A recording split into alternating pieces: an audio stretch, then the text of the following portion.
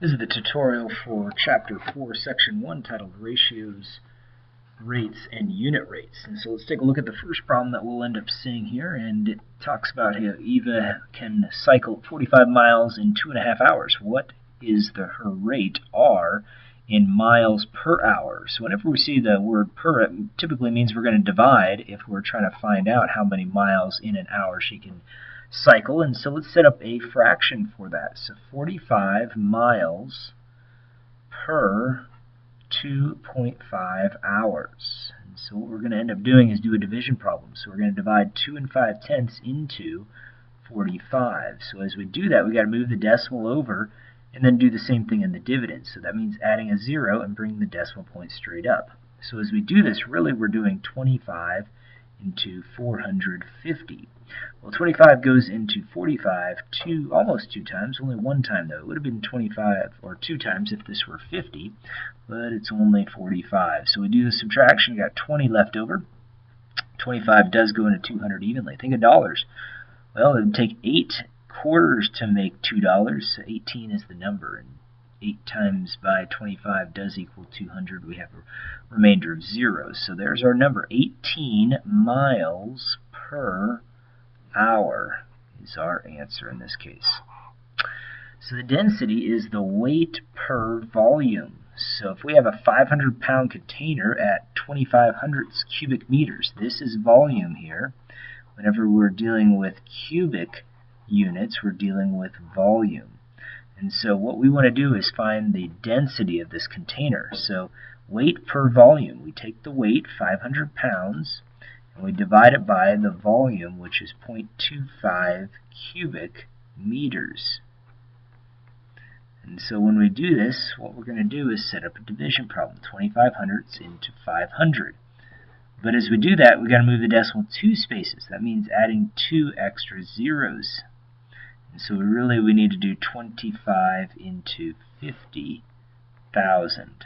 So 25 goes into 50 2 times, exactly 2 times, because that makes a remainder of 0. And we're done with the numbers, so we still have to add up these, or put up these zeros inside the quotient to make it the same value, or the value that we want. And so our answer here would be 2,000 pounds per cubic meters. Here's another way to write cubic meters, meters to the 3rd power. Let's take a look at the next type of problem. And so in this next one, we have the average price of a 30-second commercial for the 2002 Super Bowl was $1,900,000. What was the cost of the commercial for 1 minute? And so what we're going to do is, there's a few ways to do this, but they're pretty much asking us to come up with a ratio of numbers. And what we're going to end up doing is, I'm going to start off thinking of it this way. So 1 minute represents 60 seconds. And so what I'm going to do is I'm going to compare these values using ratios. So if I was to look at a $1,900,000 commercial at 30 seconds, I want to come up with an equivalent fraction for 60 seconds. So I don't know how much that is right now. So what I'm going to end up doing is, I can see a couple of things. First of all, I see that I can either divide 30 seconds into this number, or I see that I want to come up with an equivalent fraction. All I have to end up doing is multiplying the 30 seconds by 2. And I could do the same thing here. I can multiply the 1,900,000 by 2 and come up with an equivalent fraction. So 30 times 2 makes 60 seconds. So let's do the same thing with this one. Let's take that 1,900,000 and multiply that by 2. And so if I do that, really the 2 times 0 doesn't change anything. So I'm going to have these 5 zeros to bring down. And now I can do the real work. 2 times 9 makes 18. 2 times 1 makes 2, plus 1 makes 3. So my answer is 3,800,000. So we could say the cost of a 1 minute commercial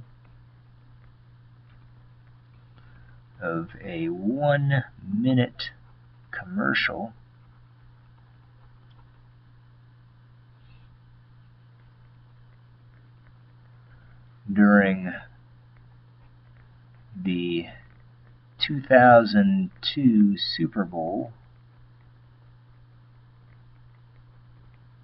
was, and then we can write down $3,800,000.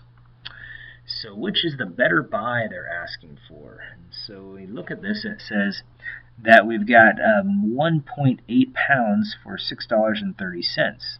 So what we're going to end up doing is taking that $6.30 and we are going to divide by 1 8/10 pounds. That's going to give us the unit rate which we've got. And so we can go ahead and do that division. 1.8. Now I'm going to move that decimal over one space, do the same thing here. So really this is going to be 18 into 63. So 18 goes into 63. We have 3 times, and that makes a grand total of 54 when we multiply 3 times 18. So I do the subtraction, and I'm left over with 9. So I bring a decimal point into the quotient and bring that 0 down, and 18 goes into 90. We have 5 times. And 5 times 18 does make exactly 90. So we've got a remainder of 0. So we can write that back out. So it's $3.50 per pound. Well, taking a look at the next one, 4 pounds for $15. Let's do the same thing. $15 per 4 pounds. We want to find out what is the cost of 1 pound.